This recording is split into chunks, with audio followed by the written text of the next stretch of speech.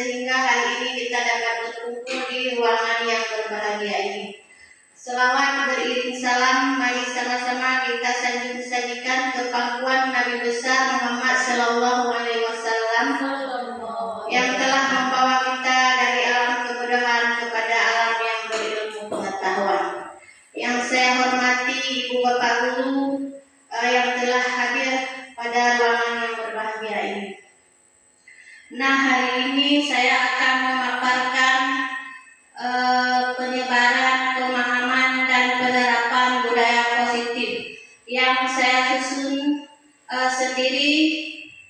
Julaiha SPD, saya dari CGP Angkatan 11. Nah, latar belakang budaya positif adalah suatu kondisi di mana norma, nilai, dan kebiasaan dalam suatu komunitas atau organisasi yang mendukung perilaku, tindakan, dan pola pikir konduktif dan produktif. Konstruktif ini yaitu yang menciptakan atau membangun, sedangkan produktif adalah yang menghasilkan hasil yang lebih positif. Budaya positif didasarkan pada prinsip-prinsip seperti saling menghargai, komunikasi terbuka, dukungan emosional, kerjasama, dan komitmen terhadap tujuan kita bersama. Selanjutnya, peran kita baik sebagai guru ataupun kami sebagai guru penggerak dalam menciptakan budaya positif di sekolah. Nah, Bapak Ibu, kita sebagai guru yang baik harus memiliki kemampuan dalam mewujudkan budaya positif di sekolah.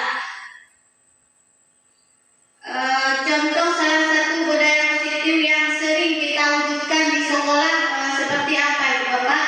Bersalaman. Ya, bersalaman di setiap pagi, baik sebelum masuk sekolah ataupun setelah pulang sekolah.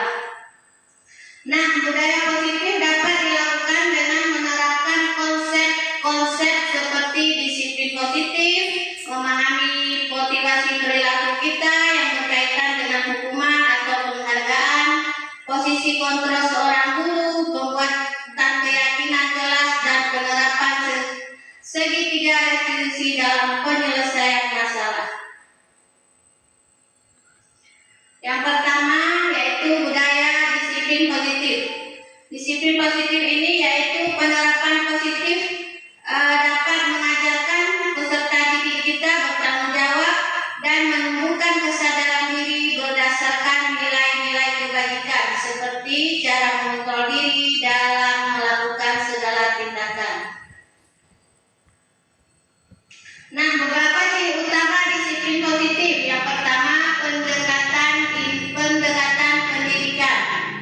Maksud pendekatan pendidikan ini yaitu kita seorang guru harus memiliki strategi dalam pembelajaran untuk menghasilkan tujuan pembelajaran kita. Yang kedua, menghargai dan memperkuat hubungan.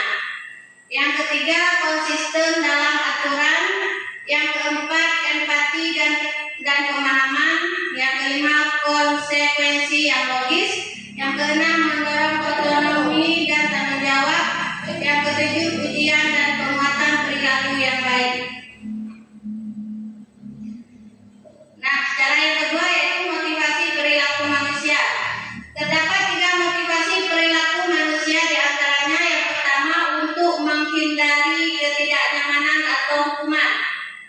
Yang kedua untuk mendapatkan imbalan atau penghargaan dari orang lain. Yang ketiga untuk menjadi orang yang mereka inginkan dan menghargai diri sendiri dengan nilai-nilai yang mereka percaya. Yang ketiga, posisi kontrol seorang guru. Yang pertama yaitu penghukum. Yang kedua, pembuat merasa bersalah. Yang ketiga, teman. Yang keempat, pemantau. Yang kelima, manajer. Nah, kita sebagai guru memiliki posisi kita, yaitu yang pertama sebagai penghukum, yang kedua sebagai pembuat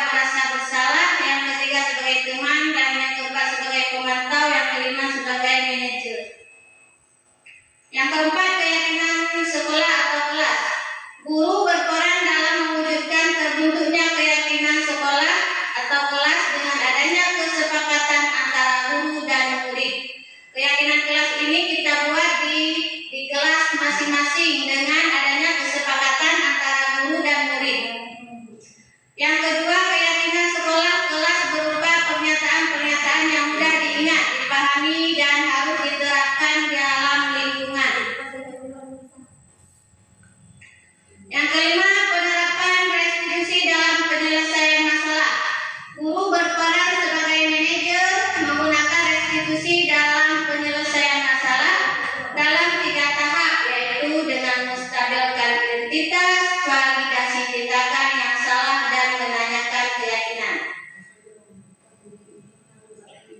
Yang kebutuhan dasar manusia. Kebutuhan dasar manusia adalah sesuatu yang dibutuhkan manusia dalam menjaga keseimbangan baik secara fisiologi maupun psikologis. Hal ini bertujuan untuk mempertahankan kehidupan, kesehatan, dan kesejahteraan kita bersama. Nah, 5 kebutuhan dasar manusia. Yang pertama, bertahan hidup, seperti rumah dan makanan. Yang kedua, kasih sayang dan rasa diterima seperti keinginan untuk terhubung dengan orang lain, teman kerja, dan kelompok di mana kita tergabung. Yang ketiga, kebebasan seperti mandiri, memiliki pilihan, mencoba hal baru, mampu mengendalikan diri sendiri, kesenangan seperti humor, antusias, dan tertawa. 5, penguasaan seperti keinginan untuk dianggap berharga, bisa membuat perbedaan, bisa membuat pencapaian kompeten diakui dan dihormati. Nah, pertanyaan, perubahan apa yang terjadi pada cara berpikir Anda dalam menciptakan budaya positif di sekolah maupun di kelas Anda?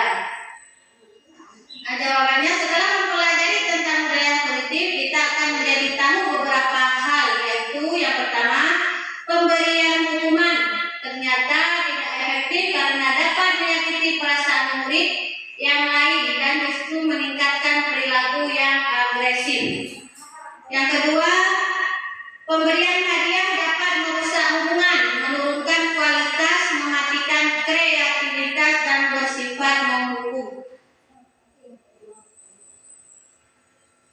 2, pengalaman saat apakah yang pernah Anda alami terkait penerapan konsep-konsep inti dengan budaya positif baik di lingkungan kelas. Nah, ketika ada siswa yang bermasalah dalam menyelesaikan permasalahan dengan menggunakan langkah-langkah segitiga restitusi, yaitu menstabilkan identitas, validasi tindakan yang salah, dan menyiapkan keyakinan kelas. Nah, berarti Bapak Ibu, cara kita dalam menyelesaikan masalah yaitu sekarang dengan menggunakan segitiga restitusi, yaitu yang pertama menstabilkan identitas, yang kedua validasi tindakan yang salah, dan menanyakan keyakinan. Nah, ini contohnya segitiga restitusi, menstabilkan identitas. Pertanyaan yang bisa kita gunakan berarti berbuat salah itu manusiawi. Yang kedua, tidak ada manusia yang sempurna. Yang ketiga, bapak atau ibu jangan pernah melakukan kesalahan seperti itu. Yang D, bapak atau ibu juga tertarik untuk mencari siapa yang salah, tetapi ingin mencari solusi dari permasalahan ini. Yang E, kamu berhak merasa begitu. Nah, jika nanti ada terjadi permasalahan di sekolah, berarti menggunakan restitusi, berarti inilah pertanyaan yang kita gunakan untuk anak-anak didik kita. Yang pertama, berbuat salah itu manusiawi. Yang kedua, tidak ada manusia yang sempurna. Yang ketiga, bapak atau ibu juga pernah melakukan kesalahan seperti itu. Dan yang keempat, bapak ibu tidak tertarik untuk mencari siapa yang salah, tapi ibu ingin mencari solusi dari permasalahan ini. Yang E, itu kamu berhak merasa begitu. Nah, yang kedua,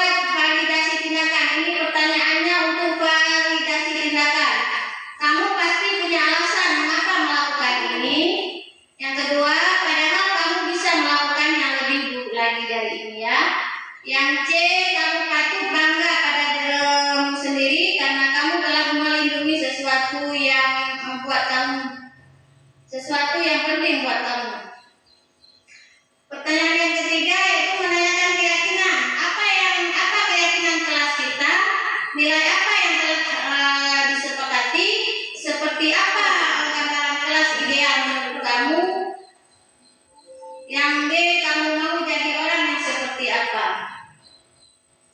Nah, tujuan segitiga garis kecil ini yaitu yang pertama menstabilkan diri untuk membantu individu menenangkan diri dan mengendalikan emosinya setelah terjadi pelanggaran ataupun perilaku yang tidak diinginkan. Hal ini penting karena ketika seseorang merasa terancam, marah atau takut, mereka kurang mampu dalam berpikir rasional atau memahami konsekuensi dari tindakan mereka. Pendekatan melibatkan teknik seperti pernafasan dalam waktu tenang atau berbicara dengan seseorang yang dapat membantu mereka merasa aman dan terkendali. Tujuan utama dari segi restitusi adalah untuk mendorong pertumbuhan pribadi dan pengembangan karakter melalui proses mendukung dan tidak menghukum. Proses ini membantu individu untuk belajar dari kesalahannya, merasa dihargai, dan memahami pentingnya tanggung jawab serta perubahan diri. Nah, demikianlah pemahaman budaya positif hari ini. Terima kasih saya ucapkan. Wabillahi taufiq wal hidayah. Wassalamualaikum warahmatullahi wabarakatuh. Waalaikumsalam warahmatullahi wabarakatuh. Assalamualaikum warahmatullahi wabarakatuh. Waalaikumsalam warahmatullahi wabarakatuh. Selamat pagi anak-anak. Pagi, Bu. Bagaimana kabarnya hari ini? Baik. Alhamdulillah. Nah, anak-anak, hari ini kita akan belajar membuat keyakinan kelas.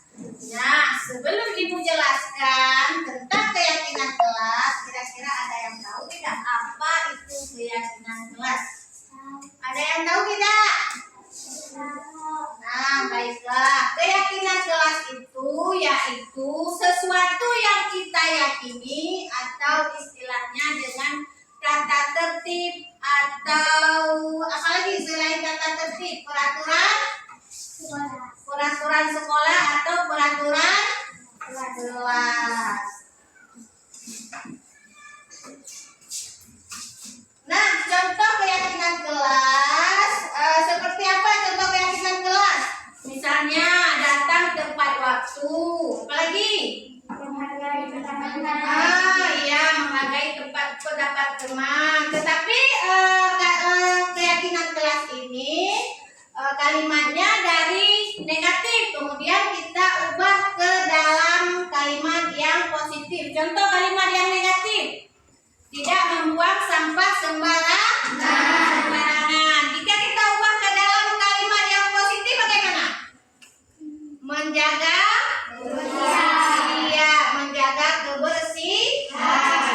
kebersihan.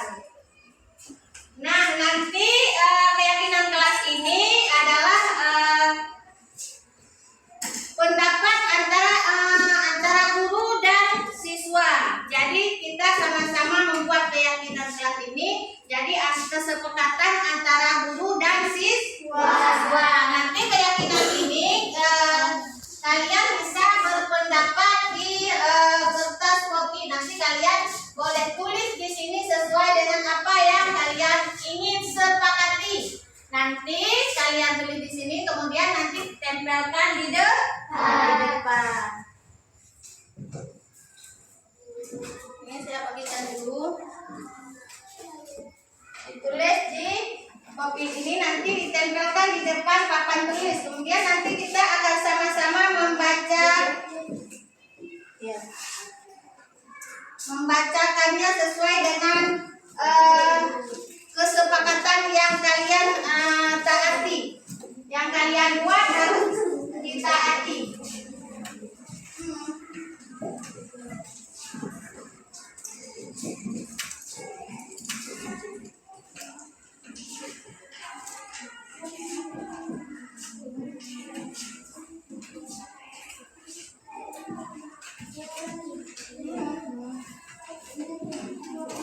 Nggak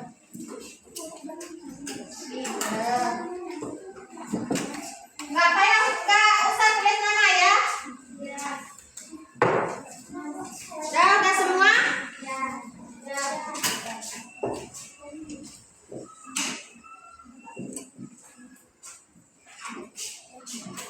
Ibu kasih 5 menit, waktu 5 menit untuk kalian tulis pendapat atau jawaban dari masing-masing. Nanti setelah siap baru ditempelkan ke depan. Nanti kita akan sama-sama membacanya.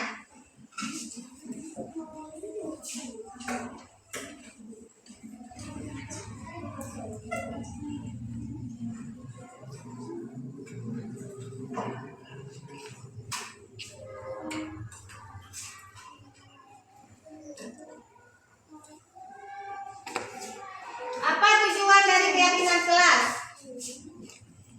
Tujuan dari keyakinan kelas yaitu agar kalian bertanggung jawab atas kesepakatan yang telah kalian buatkan. Harus ditaati sesuai dengan pendapat kalian masing-masing. Jangan nanti kesepakatan kelas ini, keyakinan kelas ini dilanggar.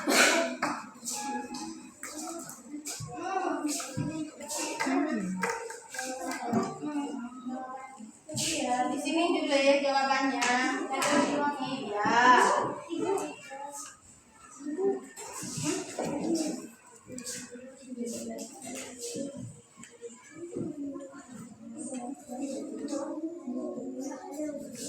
Apa pinakita?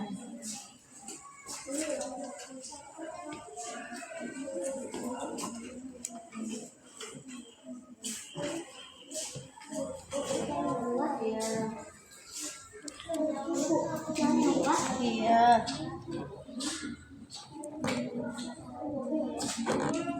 Iya, iya.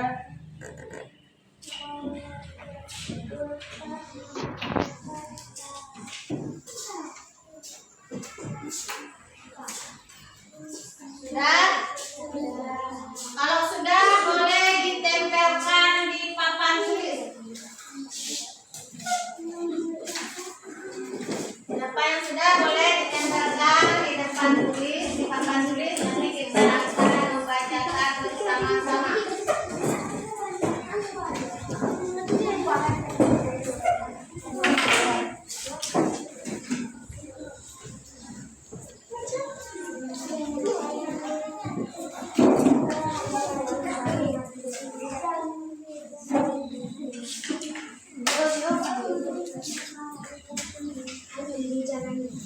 Ibu, nggak usah. Nggak apa-apa, tempelkan aja.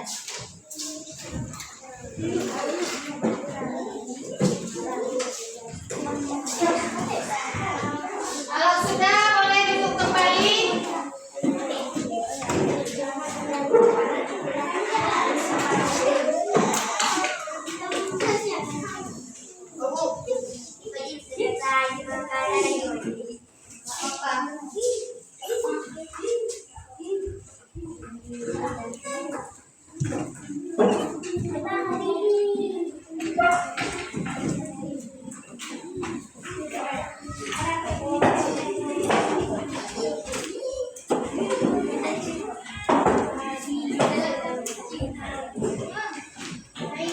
Sudah boleh duduk kembali.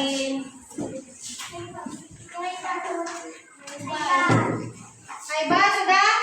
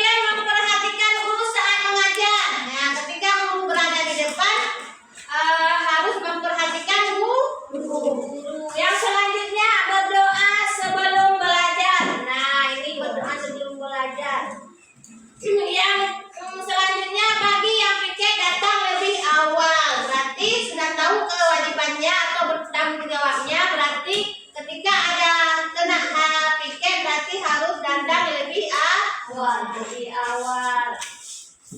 Menjaga ketenangan. Nah, sama juga tidak ribut. Yang selanjutnya belajar dengan semangat. Ya, yang selanjutnya berani mengungkapkan pendapat. Yang selanjutnya saling bekerja sama. Tugas piket kelas. Ya, artinya saling bekerja sama dalam mengerjakan tugas piket. Yang satu mengerjakan menyapu di dalam, yang satu menyapu di luar. Ya, sama-sama bekerja sama. Yang selanjutnya berbicara dengan sopan. Berbicara dengan sopan ini sama jawaban dengan ada dua jawabannya ya. Kalau ada jawaban yang sama seperti ini, kita harus mengambil satu aja, tidak perlu dua-dua mengambil jawaban yang sama, tidak perlu mengulang dua kali. Yang selanjutnya menghargai pendapat teman. Yang selanjutnya hadir tepat waktu. Nah, inilah kesepakatan yang telah kalian buat. Jadi tujuan membuat kesepakatan kelas ini, setelah kalian membuat kesepakatannya, jadi kalian harus bertanggung jawab melaksanakan sesuai dengan kesepakatan yang telah kalian buat sendiri. Berarti tidak boleh dilanggar. Kalau dilanggar bagaimana? Ada konsekuensinya yang harus kalian tanggung sendiri. Karena ini bukan ibu yang buat, tetapi kalian yang buat sendiri. Jadi harus menaati kesepakatan yang telah kalian buat bersama-sama. Paham? Paham. Nanti ini kita akan membuat kerangka menyusun keyakinan kelas ini yang lebih baik lagi, ya. Ini cuma contohnya saja. Nanti kita akan menyusunnya di membuat kerangkanya, ya. Demikianlah pembuatan keyakinan hari ini. Ibu akhiri, wabillahi taufiq wal hidayah. Wassalamualaikum warahmatullahi wabarakatuh. Waalaikumsalam warahmatullahi wabarakatuh.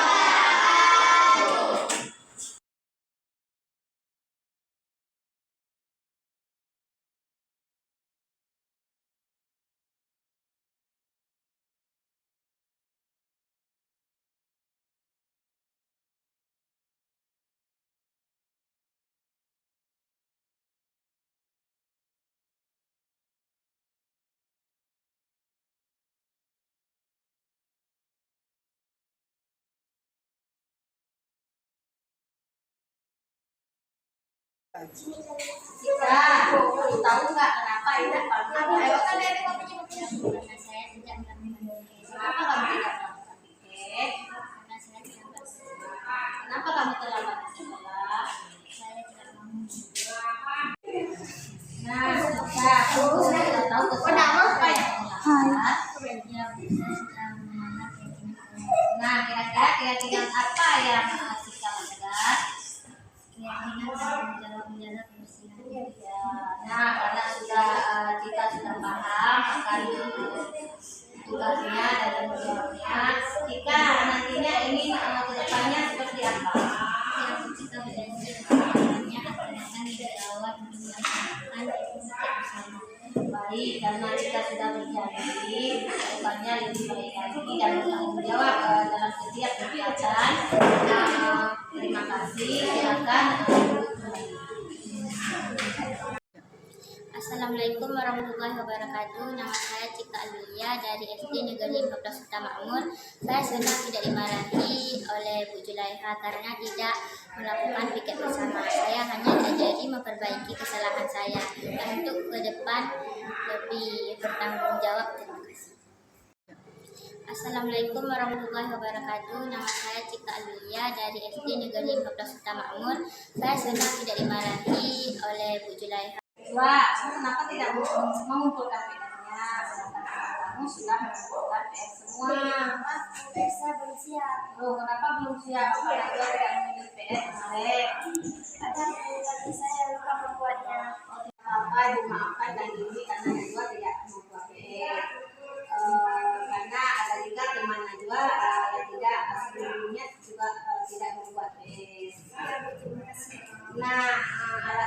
Najwa tidak membuat PR,